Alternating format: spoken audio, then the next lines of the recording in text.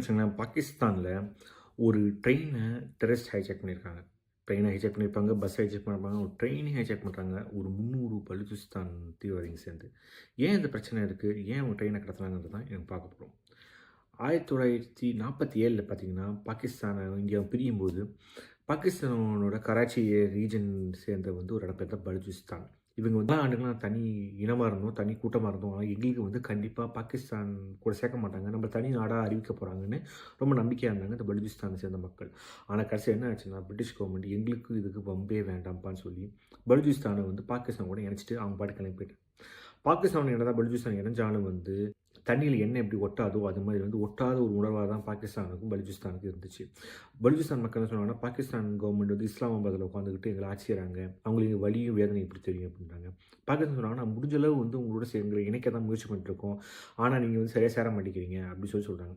பலுச்சிஸ்தானில் நிறைய mineral wealth இருக்கிறதுனால வந்து பலுச்சிஸ்தானை வந்து சுரண்டி அதை காசை பூரா வந்து இஸ்லாமாபாத் கொண்டு போக சொல்லி மிகப்பெரிய குற்றச்சாட்டை பலுச்சிஸ்தான் ரொம்ப நாளாக சொல்லிட்டு இருந்தாங்க. அந்த மக்களோட பேச்சை வந்து பாகிஸ்தான் கவர்மெண்ட் சரியாக கேட்கல அப்படின்னு வந்து ஆயுத ரீதி போராட்டத்தை வந்து தொடர ஆரம்பித்தாங்க. இதுக்கு பாகிஸ்தான் என்ன சொல்லிச்சுன்னா வந்து பக்கத்தில் ஈரானும் இந்த பக்கம் இருக்க இந்தியாவும் தான் வந்து பலுச்சிஸ்தானுக்கு காசும் வந்து அதே மாதிரி ஆயுதங்களும் கொடுத்து பாகிஸ்தான் சண்டை போட சொல்லி தூண்டுது அப்படின்னு சொல்லி ஒரு குற்றச்சாட்டு வைக்கிறாங்க. இது குற்றச்சாட்டு பல நாளாக ஓடிட்டுருக்கு. இதோட மிகப்பெரிய திருப்பு ஒன்று எப்போ வருது அப்படின்னா, சைனா கிட்ட இருந்தால் சைனாவோட one route one belt policy அப்படின்ற வந்து ஒரு முடிவு எடுக்கிறாங்க. சைனாக்கு வந்து எப்படியாவது வந்து அரபிய பெருங்கடலுக்கும் வந்து பெர்ஷியன் கல்ஃபுக்கும் வந்து ஒரு ரோடு வேணும், ஒரு கனெக்ஷன் வேணும்னு சொல்லி என்ன பண்ணாங்கன்னா, நேராக சைனாலேருந்து அக்ஷின்சின் வழியாக பாகிஸ்தான் ஆக்குபைட் காஷ்மீர் வழியாக வந்து ஒரு ரோடு போட்டு நேராக வந்து கடார் அப்படின்னு ஒரு போர்ட்டுக்கு கனெக்ட் பண்ணுறாங்க. இந்த கடார் போர்ட்டோட கதை ஒரு இன்ட்ரெஸ்டிங் கதை, அதை அப்புறம் பார்ப்போம். இந்த போர்ட்னால வந்து சைனாவால் பெர்ஷியன் கல்ஃபை டேரெக்டாக வந்து ஆக்சஸ் பண்ண முடியும். இந்த ரோடும் இந்த ரயில்வே லைனும் போகிறது பார்த்தீங்கன்னா பலுச்சிஸ்தானோட நடுவில். இதெல்லாம் என்ன பண்ணாங்கன்னா, சைனாவிலேருந்து நிறைய சைனீஸ் ஒர்க்கர்ஸும் அதே மாதிரி சைனா வந்து நிறைய சைனீஸ் இன்வெஸ்ட்மெண்ட்டும் வந்து போட்டதுனால பலுச்சிஸ்தான் மக்கள் வந்து தங்களோட வாழ்வாதாரம் வந்து பாதிக்கப்படுது அப்படின்னு சொல்லி போராட்டம் நடத்த ஆரம்பித்தாங்க. சைனீஸ் லேபர்ஸ் தங்கி இருக்கிற அவங்களோட ஹோட்டல், அப்புறம் அவங்க வந்து சாப்பிட்ற இடத்துல வந்து அட்டாக் பண்ணி நிறைய சைனீஸ் நேஷனல்ஸு கொண்டிருக்காங்க இவங்க பலுச்சிஸ்தானை சேர்ந்தவங்க. இதோட உச்சத்தமாக என்ன ஆச்சுன்னா வந்து ரீசெண்டாக ஒரு ட்ரெயினை வந்து கடத்துட்டாங்க. அந்த ட்ரெயின் எவ்வளோ தூரம் சென்சிட்டிவ் அப்படின்னா வந்து ட்ரெயினுக்குள்ளேயே வந்து பார்த்திங்கன்னா வந்து பாராமிலிட்ரி ஃபோர்ஸஸோடு தான் ட்ரெயின் போயிட்டுருக்கு.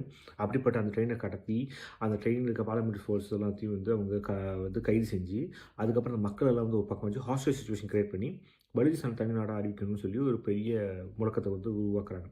அப்புறம் பாகிஸ்தான் என்ன பண்ணாங்க, அவங்க ஆர்மி அனுப்பி எப்படியே பிடிப்போம் முயற்சி பண்ணி நைட்டை வந்து அட்டாக்கை ஸ்டார்ட் பண்ணுறாங்க. அந்த அட்டாக் வந்து நடந்து பல டெரரிஸ்டும் இறந்தாங்க, சில பேசஞ்சர்ஸும் இறந்துட்டாங்க. அந்த டெரரிஸ்ட்லாம் வந்து அந்த பக்கத்து குகையில் வந்து தப்பிச்சு ஓட்டாங்க.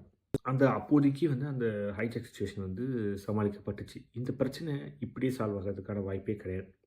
பாகிஸ்தான் கவர்மெண்ட் பலுச்சிஸ்தான் மாதிரி இன்னும் கொஞ்சம் அக்கறையாக செலுத்தி அவங்களோட இடத்தோட டெவலப் பண்ணி இம்ப்ரூவ் பண்ணணும். ஏன்னா வந்து ஒரு இடம் வந்து எக்கனாமிக்கலாக வந்து இம்ப்ரூவ் ஆச்சுன்னா ஆட்டோமேட்டிக்காக வந்து மக்களுக்கு வந்து அவங்க தேவைகள் வந்து பூர்த்தி செய்யப்படும். அதே மாதிரி இந்த சேனலுக்கு வீடியோஸ் பார்த்துருப்பீங்க. எந்த ஒரு கொள்கைக்கும் வந்து வன்முறை ஒரு தீர்வே கிடையாது. மக்கள் மூலமாக வந்து மக்களாட்சியில் ஒரு பிரதிநிதித்துவத்தை வந்து எடுத்து பலுச்சிஸ்தானில் வந்து இவங்க ஆட்சி அமைச்சாங்க இந்த பிரிவினைவாத குழு அப்படின்னா அவங்களாலேயும் அவங்களோட குரலை வந்து இஸ்லாமாபாத் கேட்க வைக்க முடியும்.